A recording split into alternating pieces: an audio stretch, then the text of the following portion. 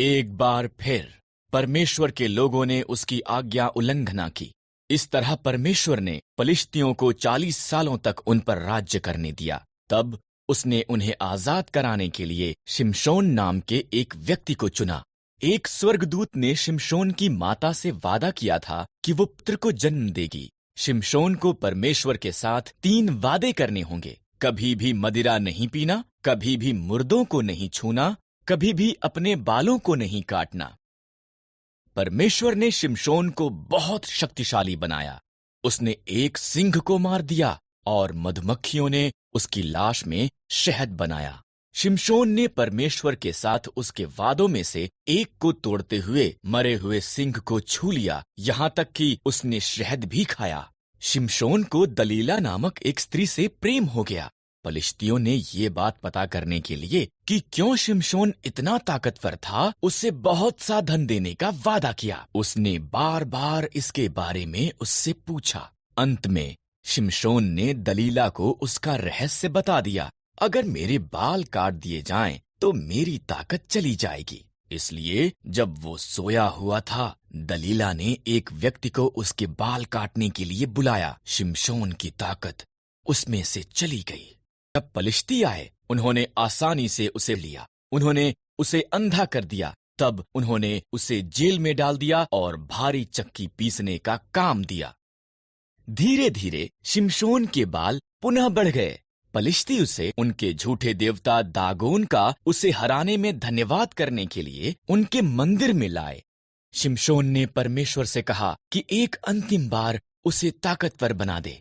शिमशोन 2 खंभों के बीच खड़ा हुआ और उन्हें धक्का मारा। मंदिर गिर पड़ा। पलिश्तियों के साथ साथ शिमशोन भी उसमें मर गया। शिमशोन ने अपना वादा पूरा नहीं किया, पर परमेश्वर ने अपना वादा पूरा किया। इज़राइल में एक अकाल पड़ गया। एलीमेलेक, नाओमी और उनके पुत्र भोजन की खोज में मोआब को गए। एलीमेलेक मर गया। पुत्रों ने मोआबी स्त्रियों ओरपा और रूत से विवाह कर लिया। तब पुत्र भी मर गए। स्त्रियों के पास पति नहीं थे।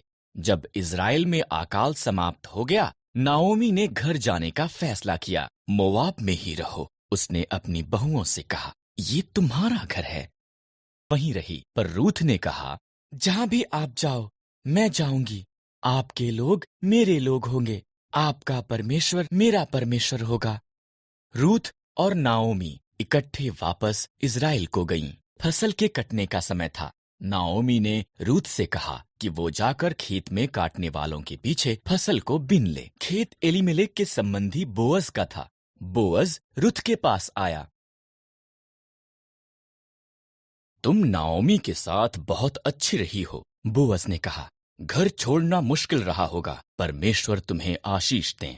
उसने रूथ को भोजा और अपने जवानों को उसकी देखरेख करने को कहा। रूथ ने नाओमी को बताया कि क्या हुआ था। नाओमी मुस्कुराई। जब कोई मरता है, निकट संबंधी उसके परिवार की देखभाल करता है। वो व्यक्ति उनका निकटतम छुटकारा देने वाला संबंधी है। बोअज हमारा निकटतम संबंधी है। इसलिए रूथ बोअज के निकट रही। वो हर दिन उसे और ज्यादा पसंद करने लगा। बोअज ने एलीमेलेक की जमीन खरीदी और नाओमी और रूथ की देखभाल की। तब उसने रूथ को उसके साथ विवाह करने के लिए कहा। रूथ से एक पुत्र ओबेद पैदा हुआ। ओबेद का पुत्र यिशै था। यिशै का पुत्र दाऊद था और दाऊद इज़राइल का महान राजा बन गया। इसलिए परमेश्वर ने रूथ को आशीष दी, ठीक जैसा कि बोअज ने प्रार्थना की थी।